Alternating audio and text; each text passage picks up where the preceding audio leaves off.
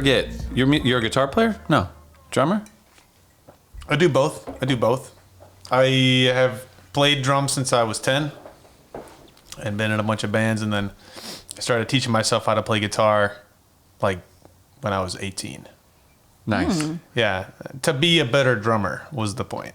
Yeah, because yeah, I don't know. I feel like the more things you do, the more you learn the context or whatever. And so I just wanted to learn. I wanted to learn how to be a better drummer, because like I thought like, oh, if I learned what it was like to play guitar and be like, oh no, wait, stop doing that or something like that. You know, maybe I'd be like, oh, okay, I could get in the mind of a guitar player or something like that. Or It's like cross training, but also new perspective as well. Or like you want to play all the sports on a team, or all the positions on a team, so that you know how to like defend each one, and you know, like it makes sense. You just so do you feel like it did improve you as a drummer when you're playing? Yeah, definitely. And even so, more lately, because I've been making like whole songs, you know, and singing and all this kind of stuff. Oh, wow. And so now when I like practice, I just like I hear, because I've been making a lot of. It's funny. I've been making a lot of digital rhythms, like taking like, I don't know. I was recording like random stuff and then repeating them, and then turning them into beats. For sure. And then I'd like sit there and I'd like stitch them together, because I don't. Yeah, that's just. I'd have like little sound bites or whatever cut up, and then like stitch them together, and it was like a good visual way to be like, oh, that's what a beat is. Like, you know, just like it's a little train or whatever. That's a little puzzle or something. And then so now when I practice, when I get, you know, whatever. I like sit there and I try to fit everything perfectly together, which I didn't used to do that. I used to just go by feel, and then now I'm like trying to fit everything like making still go by space feel a little bit for the other instruments too. No, more so like I remember a drum teacher. You know, you heard that term, independence of the hand and foot, that kind of stuff. Independence as a drummer. I mean, just like sort of, like linear drumming or whatever. Just like, I mean, I get the concept, sure. I think I heard it with a different name. Yeah, it's like, you know, one hand's doing one thing, another hand's doing another thing. They have like independence from each other. Yeah. And then one drum instructor, like later when I was in college, I was like, I'll take fucking drum lessons, like, you know, whatever. Yeah. Easy A. Yeah. I was like, because I trying to learn more or whatever, and she was like, oh, it's not independence, it's interdependence. I was like, oh, mind blown. And so now I think of it that way. I think about like, how does everything fit together, as opposed to like when I was, you know, younger or whatever, I'd be like, oh, how do I get everything to be independent? Now I'm like, how do you get everything to be interdependent? Nice. So yeah, that's kind of. It's cool. It's smart too that like learning guitar, because you know, like what a guitar player wants out of a drummer is sometimes different than what the drummer wants to do. Yes. You know? It's like Very the drummer much. sometimes, I'm a drummer too, so it's like, dude, I just learned this sick new beat, like I'm gonna show you guys. Yeah. And I haven't even heard the guitar part yet. Like it's like, watch. Yeah. But the guitar, all he wants sometimes is just like a night, just kind of be like almost unnoticeable, you know, just like just build up, like enhance what I'm doing. You know? Yeah, right, exactly. So it's smart to do that. So with the I was just gonna say, like, I've learned so much about making music, like from watching Paul. Because what's the software you use? Logic. Like, I'm such a visual learner, and so my ear is like, I could kind of follow along in like subtle differences and changes in instruments and stuff, but for the most part, it just sort of is one. Yeah. Like, it took me a long time to develop an ear that could separate layers. Yeah. And I think a lot of it came after watching like the actual layers and the stacking of tracks and like the physical shape a sound wave takes, like all those things I just never really looked at before. Right. And it's like, it is, I don't know, it is cool. I like to sample sounds from the day. Cool. And like send them over to Paul and be like, hey, I got a good sample. Like, listen to this. And sweet. That was like me scratching the surface of like, how can I contribute? How can I make music? Yeah. It's fun. It's we have great instincts as well. But like with the, thanks. You know, when we're kids, for the most part, we hear just like one song. We don't really know all the pieces or parts. Then you learn more about it and you start to dissect it in your brain and you hear so much different. But then, like, that's independence. Right. But then the interdependence is kind of like what you're talking about, where like really though, you want to come back to hearing it just as one song. Yeah. Like I'm sometimes jealous of Christine because I can't, when I hear a song, like I don't hear it as a whole. I would love to, but like I'm hearing the drum, I'm hearing, oh, that's an interesting snare sound or I'm, but I'm not hearing like one thing come at me. Yeah. Right. And we also listen very differently. Sorry to interrupt. With like the lyrics, like you've talked about, like lyrics don't really matter as much to you. Like you're very much paying attention to the music and the vibe. I feel like people either hear the lyrics first or the music first. Yeah, that's fair. I'm a music first. I'm a lyrics first kind of girl. So what would you say you are? I'm definitely a music first person. Makes sense. It's taken a lot of practice for me to hear lyrics. It's taken me learning how to sing to hear lyrics. Yeah. As I work on lyrics more, I do notice them sometimes more, like what someone else is doing, for sure.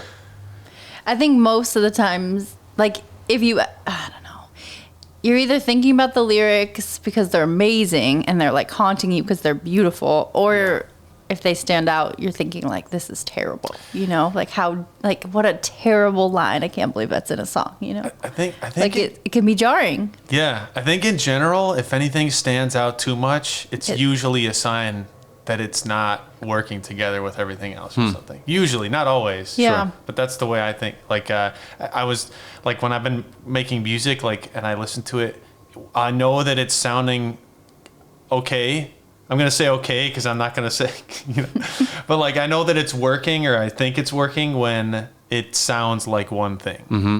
Like, when things mix together and it's like, oh yeah, they work together. Yeah. They're like meant to be together kind of thing. For sure. I think one of my favorite things about music is like when it takes like a wild curveball, and then it's like, oh, it had this tempo and this vibe. Everything was like this. And then bam, it's like on this other direction. Yeah. Little flip. Yeah. I'm such a sucker for the flip. I just never get sick of it. I remember I became obsessed with like one of the Justin Timberlake albums for that reason. Like every song kind of pivoted so much. I was like 16. Forgive me, but it's okay. Oh my God, I don't now. I'm like, was it Future Sex Love Sound? No, I don't even know what album was. How You've good my brain about it before, worked. But I forget. I know, and I was obsessed with it. It was like the first time I ever noticed it. But just like somebody doing that. Yeah, kind of stuff. like I guess. Yeah. I mean, I guess I was noticing longer than I gave myself credit for, because that was when I was 16. Yeah. How about that? How about that? When you're sorry. Oh no. When you're making music, what program are you using? I use Reaper. Nice. Reaper. I used to use Reaper. I love Reaper. It sounds like hard and cool. It is. It is. It is. It's devilish. When you're so what's the process you're talking about? You'll record just like a long thing guitar and then chop out like 1 bar, 2 bar, 4 bar loops from there? Or like what is Generally I start with I don't know. I've learned it's bad to have a process. Or at least I've been spending the last I feel like almost 8 years or whatever being like destroy. When I develop a process, I'm like destroy it, because as soon as you develop a process, then I think the quality starts to go downhill. Because you're like, I can make something so quickly, I'll just do my thing. Yeah. And it's not fresh anymore. Yeah. It's like 100%. You lose the little subtle things that made that one thing like fresh. So and you don't want it to feel formulaic. No, yeah, right, exactly. You want it to be creative and but generally it doesn't always start with a beat. But the first thing that has to get laid down in the recording process is definitely the beat. And then I just we'll put some guitar over it or whatever. I'll already have like an idea as to like some of the melodies or like whatever, the guitar, the lyrics, all that kind of stuff. But when I actually put it together, I make sure the beat is solid and I have a general idea as to like where I guess I kind of I don't know, it changes. Sure. But I'll have like a beat that just like goes on basically forever. Yeah. And then I'll kind of compose from there as I add. I'll put in like the guitar part. And then sometimes, if I record like drums live, like if I'm not stitching together a made up beat or whatever, then I'll have the whole song structure already. And then I'll just play it the way that I know that it has to be played. And then I'll put the guitar part over that or whatever. And then if I have to move things around, then I'll do that. Yeah. So are you normally writing a song, at least some piece of it, and then now I will record it? Yeah. Sometimes, I mean, there's this one thing I've been working on for like, I don't know, I think it's like a year and a half now or something like that. I might just scrap it. Because I think what does scrap it really mean? You're going to delete it from everything, everywhere? You're going to destroy the computer. Yeah. It's just like, no one will ever hear Sledgehammer. You gotta get the files out of the computer. Scrapped. No, yeah, just, I don't know. I just give up on it, I guess, maybe, or something, because it's like so, like, it's got so many different parts, and it's like, I think it's too complicated. Sounds like a fun puzzle. Yeah. Yeah, it would be fun. Are you intrigued? I feel like you're I intrigued. was going to say, Yeah. send it to me. I'll fucking chop it up and just... Paul I'll lives destroy for it. that. I'm a destroyer. I'm I'm a total destroyer. Like, someone will send me a song, be like, hey, I made this beat. Like, you want to put a verse on it? This, my buddy Wyatt did this the other day. And I was like, yeah, dude, like, send me stems too for the beat, just so I have some freedom to... And like, I destroyed it. I mean, I made it kind of cool, but like, it's totally different now. Like, I just...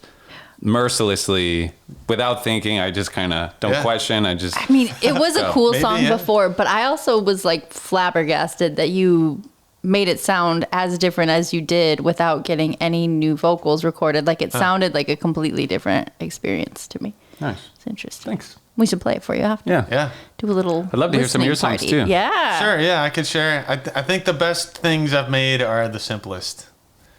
I think, and also like the reason why I'm like this song, I'm just like, dude, screw it. It's just like when you work on something for too long, it ends up sounding so forced. It's like, oh, I forced it.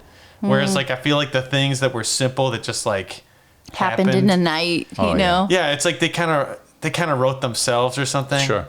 So. Yeah, the best songs just kind of fall out of you. Yeah, right. Like, exactly. You just happen to kind of catch them. Yeah. Like, oh wow, look at this. Yeah. There's always like this weird phenomenon too, which I don't think has a word, but like when just the melody eventually becomes like it just sounds so identical to the words, the lyrics, you know? Yeah. Like I don't even quite know how to describe it, but it's like sometimes it just feels like it fits so perfectly. Like, you mean even if they played the melody on the guitar, it still sounds like the lyrics or something, or what do you mean? It's just like the words feel like they match the music so closely that like even when the lyrics aren't there, I'm automatically like, I struggle to find words. Like I'm not really good with idioms and like repeating things I agree with you. But there's like this thing that happens. I feel like in the writing process, like it's like when you've hit the right lyric. Like you're not. It just fits. Yeah, it's like that's the lyric. It's like when you're sitting there being like, oh, I don't know if that's the best word, then it's like it's the wrong one.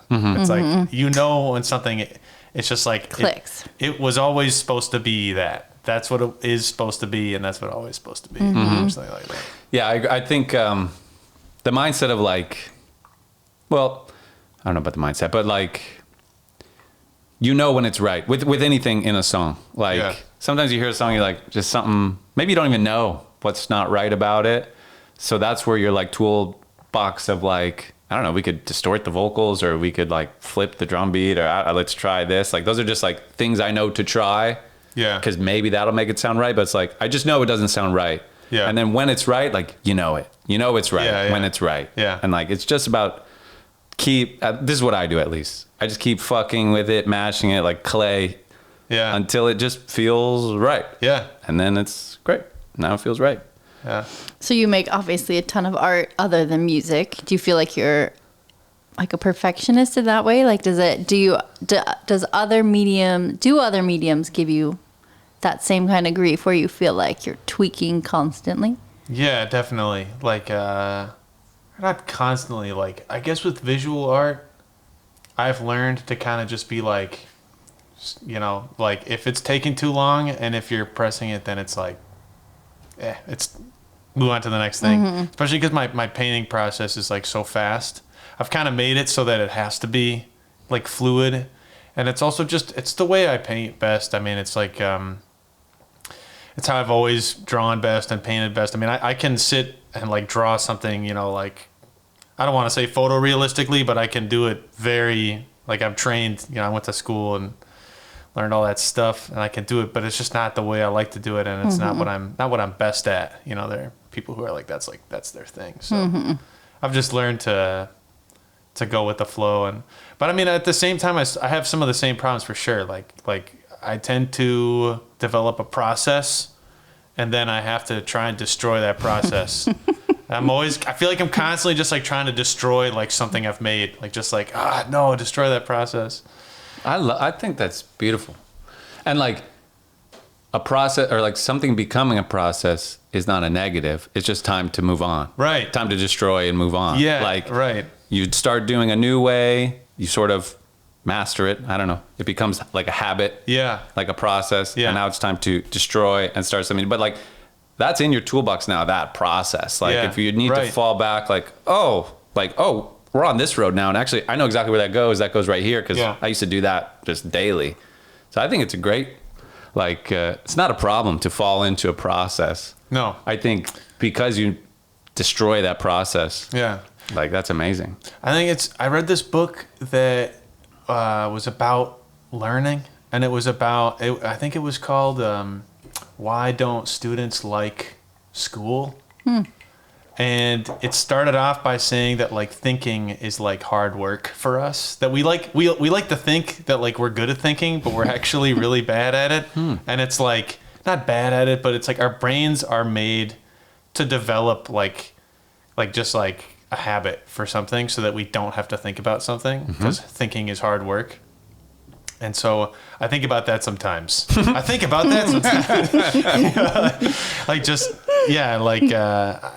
It's easy to fall into a habit and then you're like losing like your creativity or something. It's like you're not really being creative anymore or something. You're like trying to. So I think it's a good challenge to be. I'm doing these like small paintings, these little oil paintings on paper right now of like sparks from a fire, and it's like a little series. And the first one was really good, and the second one was even better, and then the third one was terrible because you can tell it's like, I'm making like the same kind of marks or like all that kind of stuff. I fell into a process, and so that's my next. I'm like, how do I make a few more of these while trying to break the process somehow? Just like do it upside down, That's hang off the couch. Yeah, maybe. Hang from the ceiling. But like once it becomes a habit, you're not thinking as much. Yeah. But you're saying that's worse then. Well, I don't know about. I don't know if like. It's like you're losing the creativity of it. You're losing the creativity side of it or something, or like the freshness. Like I think that, like I noticed with the last little painting that I made, the sparks were less. I was doing less exploring, or something with the mark making. Like I had already kind of made up my mind. It's like, oh, you do it this way. Whereas the first one, I was like, oh no, do it this way. Oh no, do it this way. And I was like kind of exploring a lot more, and I was like pushing my fingers around and stuff. And it became like this, I was like, oh, there's a lot of movement and all this kind of stuff. And I was also trying to like kind of imply something in there, but I like didn't do it well. And then this latest one, it's like, okay, when I make a mark, I know I should do it kind of like this. I know I want to push my fingers around in certain areas. I know I want to do this.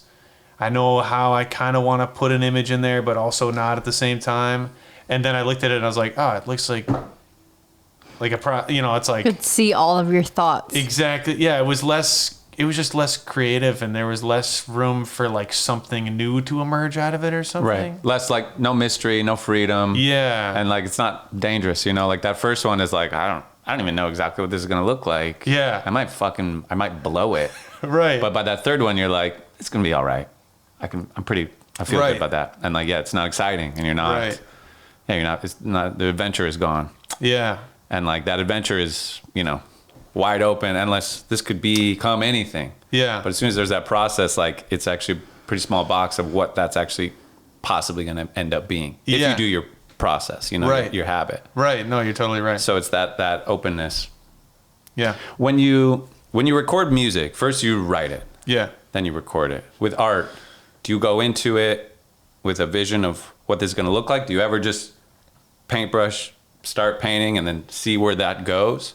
Yeah, I mean, I've done both. I used to make really large woodcuts. I used to make they were like 3x4 feet, and I would spend like a whole month, planning it, like writing and then like sketching and then the process of sketching it onto the wood and then like taking the hours of like carving and trying to make it perfect and everything like that. And then I also like with. Did you do that in the pandemic?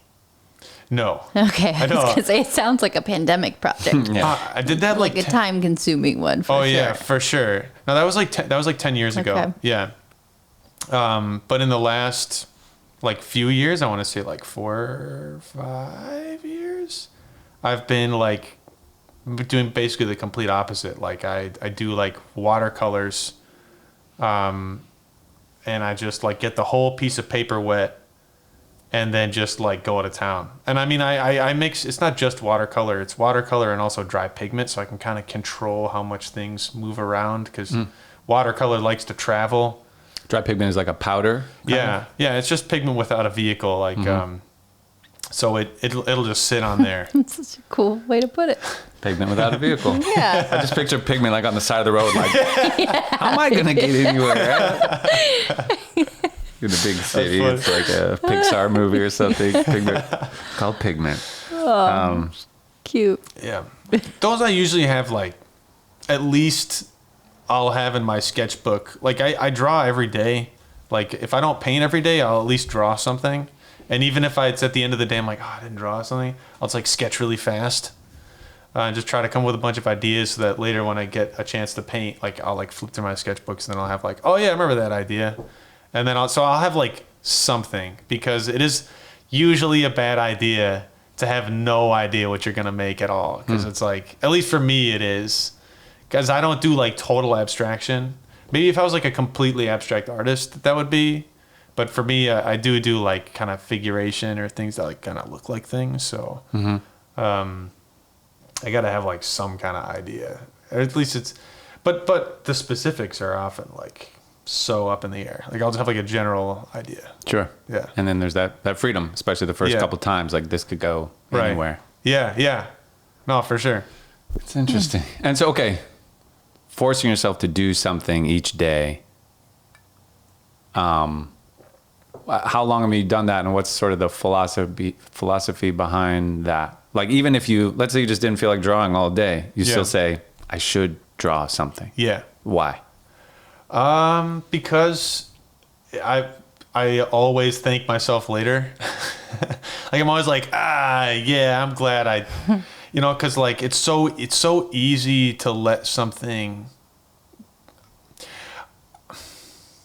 I just feel like it's easy to not do something, and even if I'm not in the mood, I mean, I've definitely gone like a day without, like, it happens occasionally, but pretty much every single day I draw something, and it's because I just know from habit that like I'll thank myself later, and mainly because like when I want to paint, and like there was a period of time where I went like 4 months or whatever without painting, and I was like so happy that I've been sketching the whole time, because I had all these ideas. Because the worst thing that can happen is like you're like, you know what, I can paint today, like I want to paint today, and then you have no ideas. That's like the worst thing. So it's like I want to at least have all these ideas, because then you can quickly get inspired.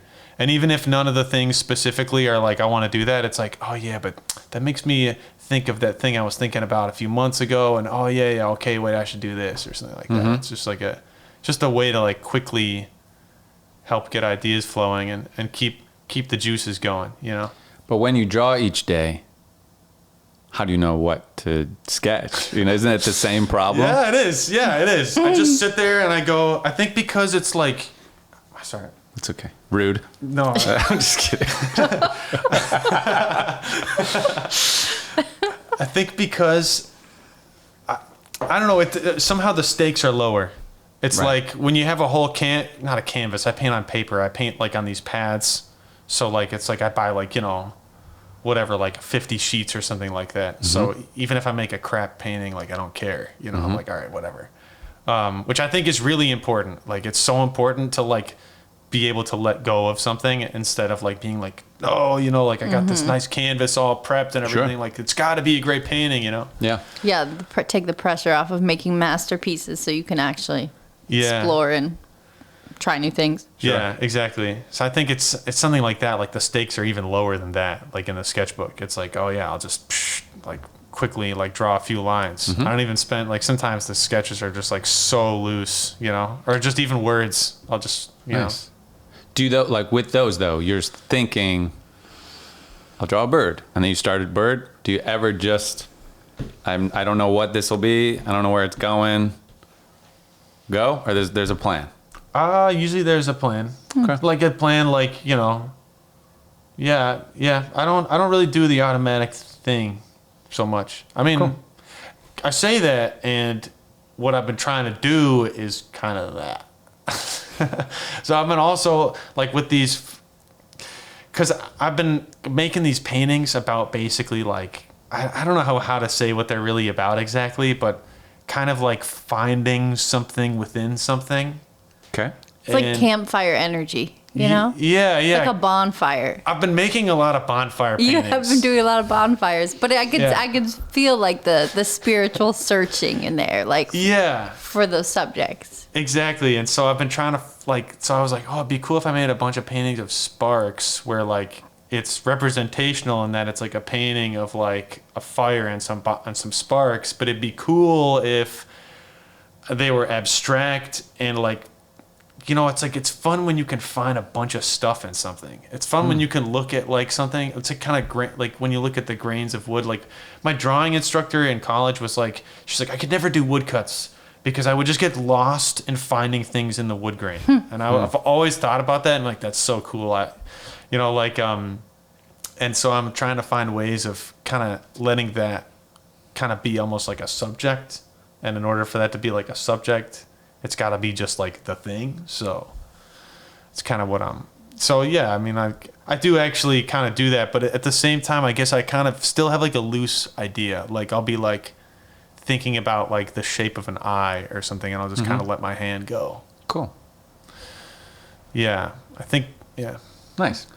I mean, when you were talking about the like low stakes of a sketchbook, I was just thinking, how lucky are we musically to be in this digital era where the stakes are even lower. Play whatever you want. We'll mute it if we have to later. Like it doesn't matter. Like, and it makes it so fun. Like, you know, when we're making music and like just having anybody come in, try it, whatever, try it. Yeah. Maybe it'll be cool. Maybe not. Maybe we don't use it. Maybe we chop it up and do something with it. But like the low stakes of recording is like, it's as low as it could possibly be. I can't even picture it being lower. No, it's amazing. you're totally right. And we're so lucky like that. We're not like, but I just bought all this tape. Like this tape's fucking expensive. We can't just fuck around here, you know? Like, who do you think you are? Fucking. I know, art supplies are unreal. I'm trying to like always make more stuff with art, trash now, because I'm like, at least it's not costing me anything to make this trash item, you know? Like, no, for sure. And there's like amazing art. I mean, that's like a thing now. Like I don't know, my friend in school, he made wood tapestries from like all the rejected wood that people left in the wood shop. That's what he made his final piece with, you know, that went to a museum and stuff. It's wow. And he's like he's doing pretty well now, but like, yeah, no, that's like a whole, there's so much stuff in the world. I know. It's like crazy. I saw this story about a girl recently who is she goes to like the fish markets and gets all the fish skin and then treats it and dyes it and then makes garments out of it. And that's it's like, so cool. Apparently fish leather is like way stronger than cow's leather, and it's just nobody would assume that that's the case. And it's also very tedious, obviously really small, and it's been used before. She didn't like invent the method, but nobody's really used it for like large garments because it's so tedious, but she is. Wow. And it's just, I don't know, there's so much junk out there. It makes sense to just collect what you can. Like even the Amazon packages, we aren't like aggressive Amazon orders, but you know, we still order things from Amazon from time to time. Just one a day. You know, it's like those boxes. They give you so many dang boxes. Oh yeah. It's like what can I do with these? You know. Yeah. I know that. Like, I don't look at trash the same way anymore. I'm like, oh, that freaking Clorox. That's a unique shape. I don't get that shape often. Like, that's what I think about. And like someday I might want it. We kind of have a hoarder mindset, especially with a lot of stuff. I think it's natural. Like, I do the same thing. Like, it's just because it's like, seriously, all this stuff is just supposed to get thrown out. You know, it's like, it's got to have another purpose, man. Sure. But then you just get so much more stuff thrown your way that you just have to throw some things out. It's true. Yeah, Like, it's sometimes just you have impossible. to. Yeah. Sometimes reluctantly.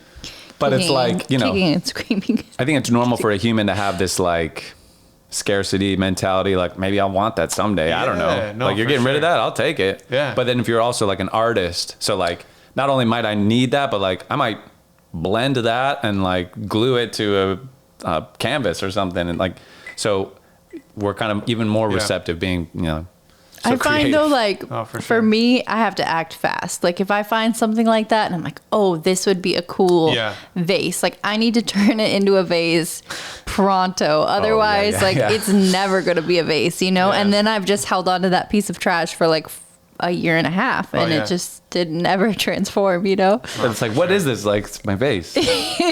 Like, complete vase, obviously. I mean, can't you see it? Yeah. And I've learned that about myself. And like, not to say that I don't ever go back to a piece that I'm working on, but like, I just need to, so many things. It's like, I get really into it and the momentum's there. And I'm really like, once I walk away and, you know, it's a new day. Like, I don't know if I'm going back. Like, that's fair. It's just, it's hard. Momentum is crucial to just like the momentum. Roll with. Yeah. It's like if you feel like cleaning your house, like clean your whole fucking house. Like if you're like, I just feel like cleaning, like clean everything because this feeling will not last. You know? Never had that feeling. Yes, it'll come eventually. But hope. So like if the spirit moves you, you know, you just like ride that wave, do everything that can. Yeah, for sure. But I love this practice of like, even if you're not moved, you still try to do something. Is there in some way like it's like kind of keeps the water flowing, keeps the faucet on a little bit, like keep the fire burning? Yeah, no, for sure. Like, because I've gone, I don't know, I just have had the feeling before of like, I hate the feeling of like, oh, you know, I want to draw something but I can't or something or like whatever. And I think also, I'm sure some of it stems from like just some crazy, like, I don't know, I'm a crazy person or something. Like, I don't know. Oh, for sure. Are you? No. We invited you into our house, so please no. But I'm highly obsessive. Like, I'm an obsessive person, and I have to be like, it has to be funneled into something because otherwise I'll just, I don't know. I'm just an obsessive person. So I'm like, I gotta draw every day. I gotta do it. It's How just like does that translate to working with kids? Do you feel like you're triggered a lot by them? Because you seem calm. Oh, I guess if you're like obsessive, is it with like the order? I mean, I don't know. I guess are there ways that you feel like it trickles into? I feel like I've learned that working with kids is like just trying to keep like a bunch of marbles on like a flat plate or something. And like, as you run on the treadmill. Yeah, it's just like, you know, you're just not going to keep all the marbles on the plate. It's just not possible. And so I've just learned with working with kids to just kind of relax. Like, it's just like, it's going to be crazy. Like, only, and also like you have just no hope of like matching their energy level. Like, you never will. True. So like, just don't even bother trying. Like, so I've just learned that. And so I don't know. That's why like around the kids, I'm just like calm because I've just learned like, that's all you can do. Just chill out and you know, like they're going to do their thing. And if you're having trouble, like, I don't know, getting them like controlling the classroom or something, then it stems somehow from like you can't control the classroom by yelling over them. It's just it's not possible. You have to find a creative way of like directing their attention and like holding their attention or something and getting them to do a task or something or like. So I noticed some teachers will do like the whisper technique where they all of a sudden talk really, really quiet and like wait for you to get you know. Yeah. Or like being really weird, doing like weird voices or things. Like, do you have a go-to strategy when you feel like? Because I mean, I like that you said or brought up control, but because I always feel like control is an illusion with children. Yeah. And like control is not the goal. You know, obviously, Right. like your job is to keep the kids safe. Right. And like ideally be educating them on something while you're, that's the goal. Right. But yeah, like there's no control. There's no control. And you're like right. as soon as you give that notion up, I feel like you're better off, because I don't know, I think so many people just get so frustrated with like that feeling of helplessness of like, I don't know what to do now is what makes people kind of snap. And I once that happens, it's like, it's just a lost cause. No, for sure. Yeah, wow. They see a weakness and they're just like, Yeah. Right. It's a good way to put it. I've never heard it. You guys both work with kids. I don't, but like control not being the goal. It's totally true. Because it would, like from an outside looking in, it's like, okay, your whole job is kind of like keeping a grip on corralling this thing. cats, Yeah, basically. but it's like, if and you like, remove that from the equation, like that's not even the goal, then it actually makes your life a it little helps. easier. It helps a little bit. You know, actually, now that I've been thinking about this, because I've been like, so I think what I try to do is like find a way to show the kids that, like, I don't know, that they're in control, Basically, they're in control. And you have to show them that, like, what they're doing isn't working or something. You see their mind games and you raise them a mind game. Yeah, or like, Just kidding. like the other day I was having so much trouble getting them all to like quiet down, and like, or again, getting them to quiet down is an illusion, but just like, From like a 10 level order. to like a, like a 4. Yeah. Sure. Because at the end of the day, right, like, like you said, my job is to keep them safe. That's like the top priority. Like the top priority is like safety. And if they don't listen to you, then you can't really do your job, because like, if someone runs somewhere where they're not supposed to go and you tell them to stop and they don't listen to you, then like how effective can you be at your job? So like, that's the way I look at it. And, I was able to get them all to quiet down the other day because I literally just sat there and just waited. Like they all wanted to go outside, and I was like, well, then we're just going to sit here. And we're just going to sit here and I'll wait. Okay. I pulled that classic, like, just like, I'll wait. I'm on the clock here. I got all day. Just like, we can go outside as soon as you guys decide that we can go outside. Right, it's in your control. Yeah. Choice is yours. It's smart. Yeah. So, of course, the trick is not letting them realize that if they all just ran outside, there's nothing you could do about Right. it. Yeah. That's true. But Yeah, they do Not an outnumber easy you guys. job. No, and I How feel often like is there a revolt in a children's school? I mean, a revolt. Like a prison riot, like know, they're it like, doesn't- well, there's more of us than them. Every once in a while. I think you can notice it a lot because we're both in the same position where we don't have like one class that we're always working with. It's Yeah. like, Floaters. yeah, probably more than me. I'm like only really working. I generally only work with the pre-K class. Sometimes I'll sub for someone else, and I'm always like nervous to do it. I find like the older the kids, the more unruly they are. But it's like if one of their teachers is gone that day, and then they'll take advantage. Like they'll exploit the situation because the regular dynamics all messed up. The main teacher who maybe like lays the rules or sets the tone for the classroom's gone. So they're like, Sure. you can always tell there's like a frenzied air. Yeah, it's noticeable. So you guys kind of have the hardest job when it comes to like keeping some kind of order, because you don't get them, you just get them today. It's like, it's I think there's some benefit to it because you come in and like you're almost doing a sprint. Like for me, if I'm like, okay, I have a 1 hour lunch coverage with this class that I know I've had trouble with in the past, I'm like in my mind, like at least it's just an hour, It's not like I'm day in, day out. That's true. You can having get more of your to energy. manage this, It's like, okay, no matter how bad it gets, even if they do throw spaghetti across the room again, like it's gonna be fine. Yeah. But yeah, I don't know. What do you think is the appeal for you about working with kids? What do you like about it? Oh, I just love that they're not jaded, and they're very creative. Like I don't know. They're just fun to be around. They like, are. I started working with kids like more than 10 years ago. Like 10 years ago, I was working with these high schoolers in like in a teen center, and I was just like an art and music like instructor or whatever, like I was teaching this kid how to play drums, and that was a lot of fun. It was just like volunteer work, and that led to me being like a teacher's assistant in a 3 to 6 classroom. Cool. For a whole year, which was really fun. And then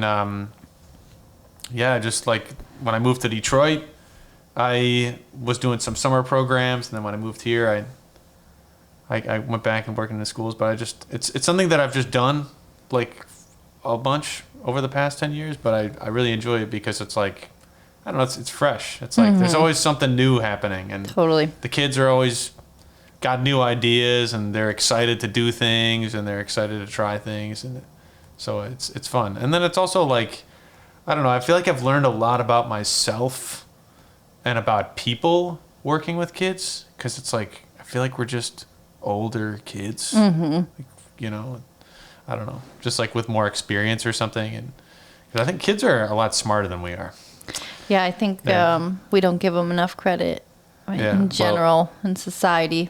Yeah, we're kids, but with like these habits, Yeah, with these like Conditions. methods, There's so systems, many conditions like- we learn. yeah, Yeah. Like what you were saying about art, though, like the process, like Yeah. we just get like, we just kind of like lock into a thing. It's like, this works. I know this Yeah. works. I've been doing it for a while. Like this works just fine. Whereas a kid, it's wide open. And Yeah. every day, like someday, I don't know, your whole world can change in a day Right. when you're a kid. Right. Like it's just wide open. Yeah, for sure. And your creativity is also not boxed in. There's no,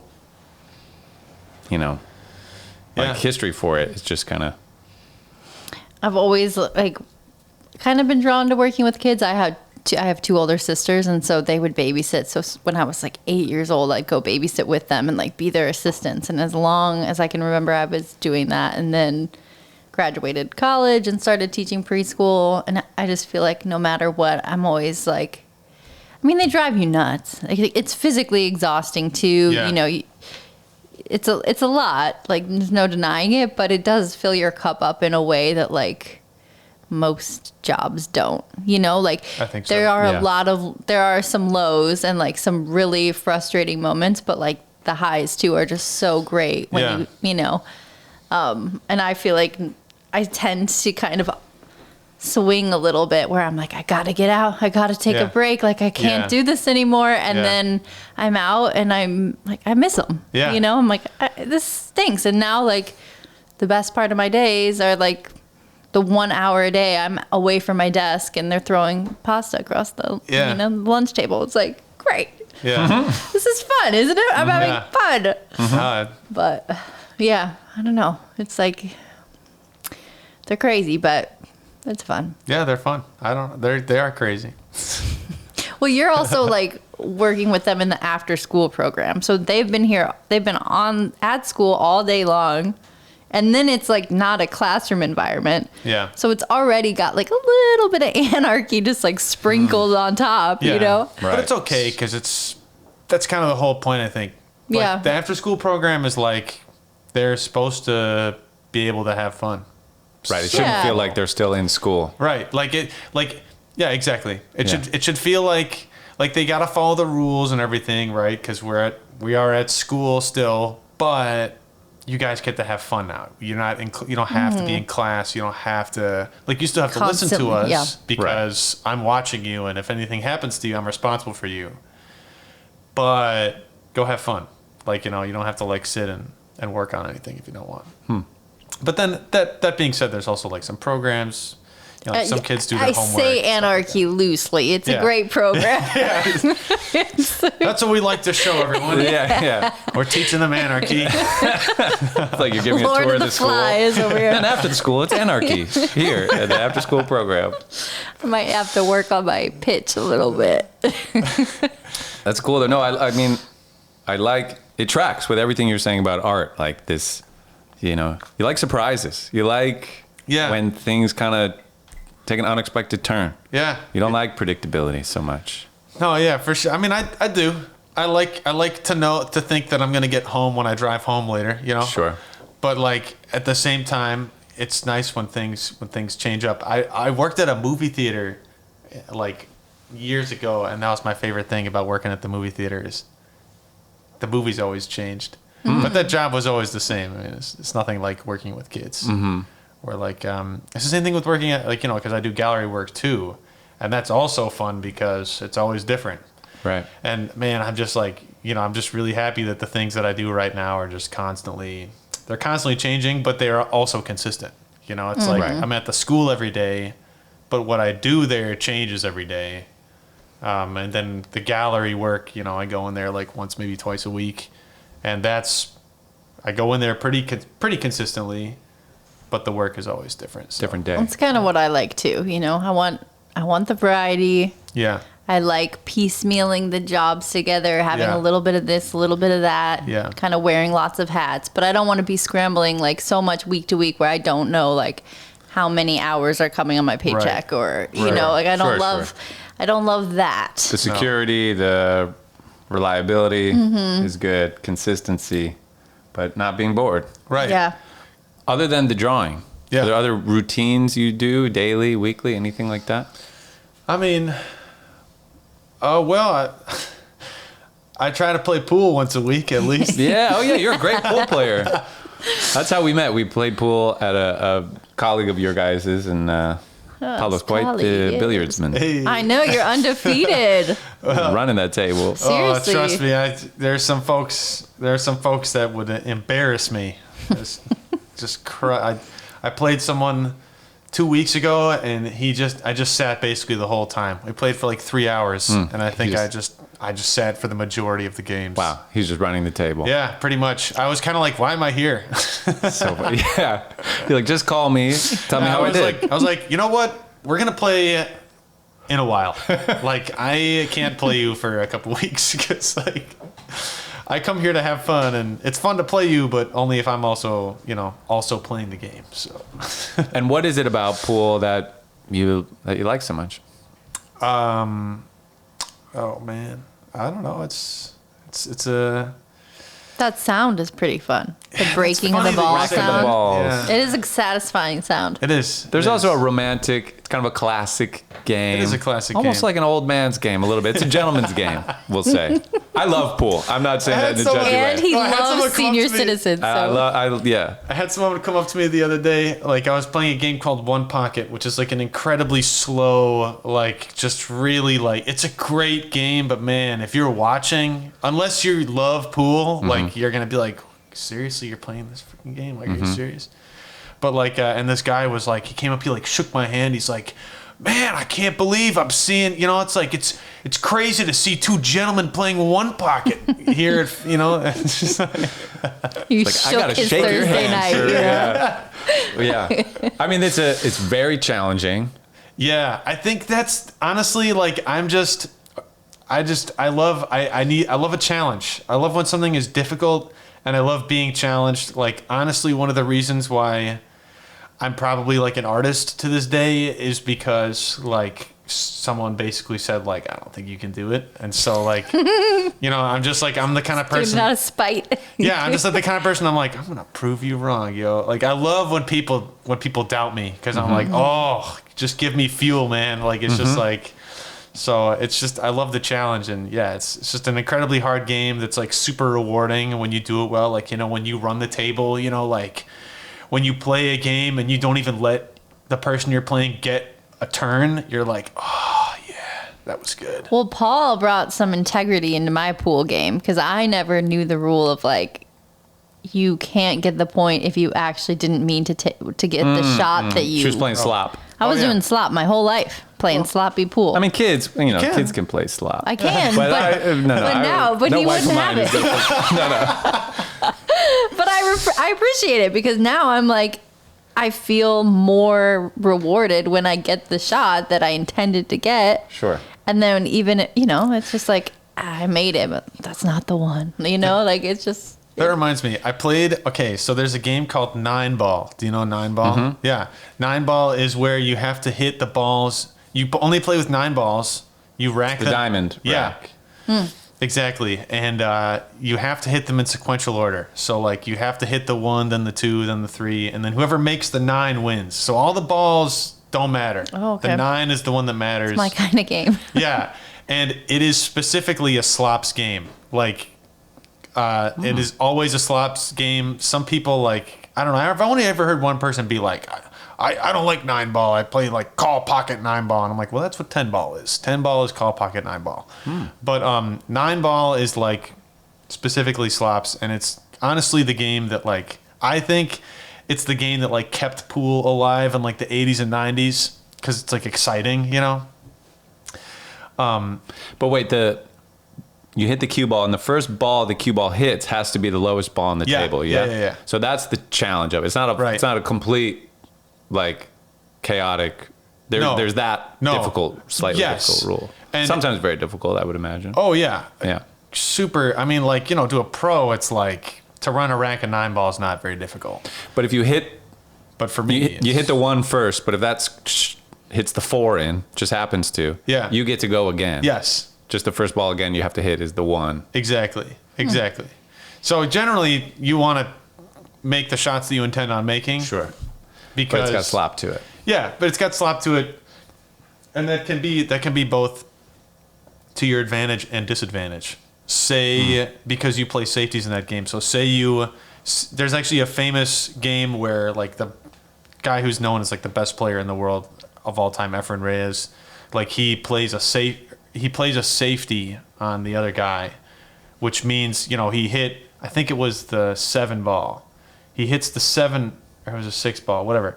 He hits the 6-ball and hides behind the 7-ball. So he puts the cue ball behind the 7-ball. The 6-ball goes around table, and then he's like trying to make it so you can't shoot the 6-ball, but the 6-ball accidentally knocks in the 8-ball, and so he has to go again.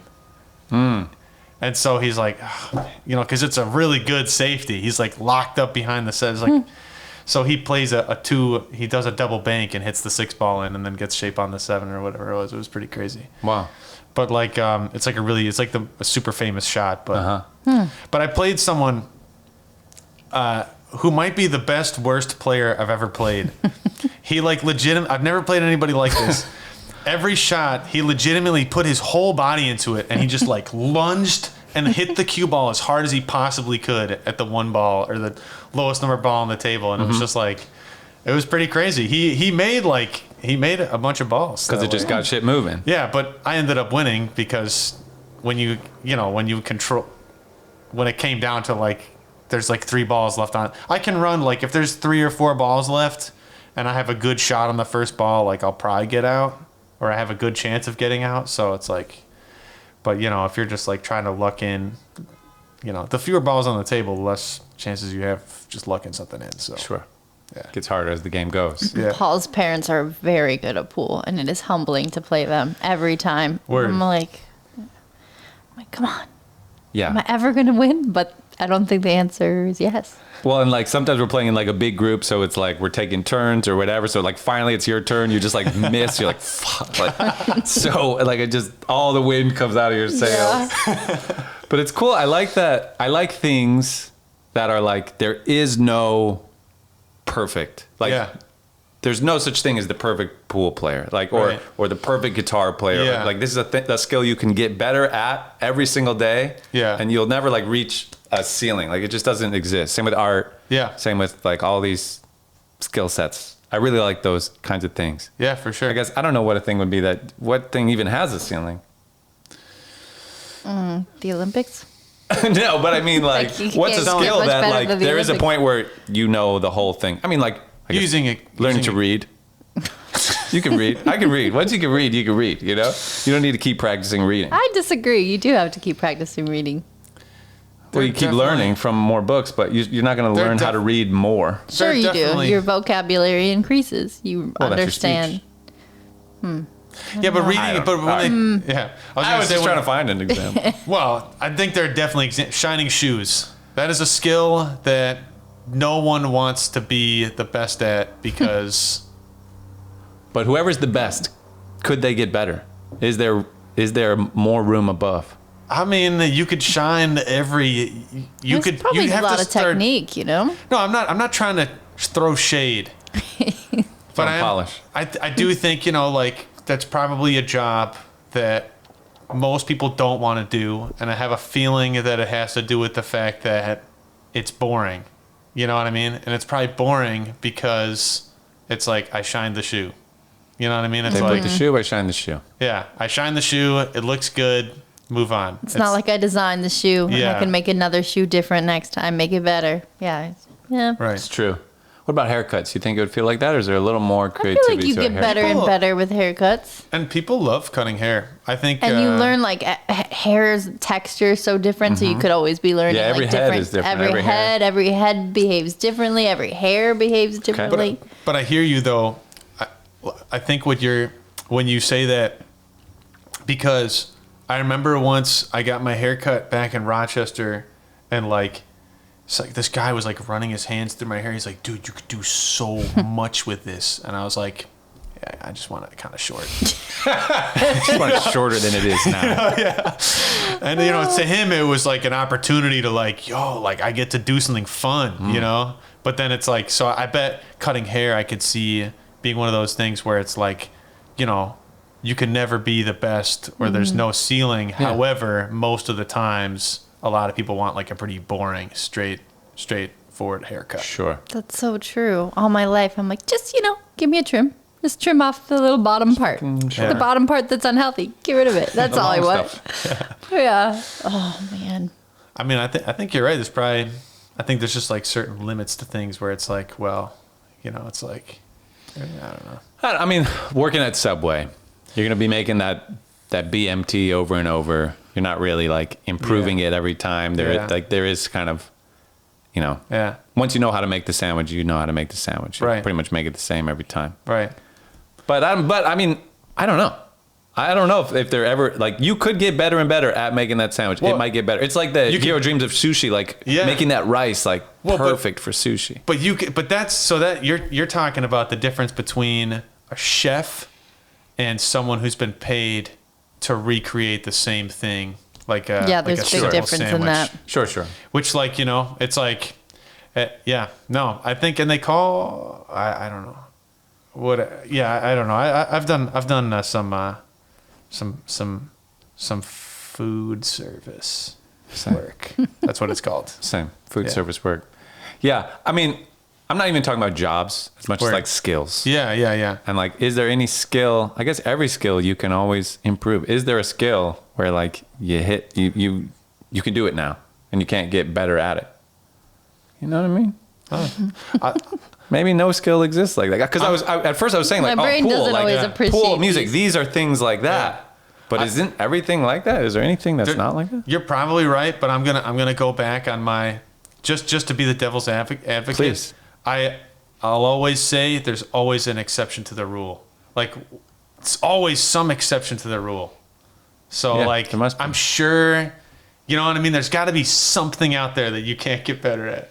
But maybe not. But there's got to be something. No, I agree. There has to be. Yeah. But what skill? I know everything I keep thinking of.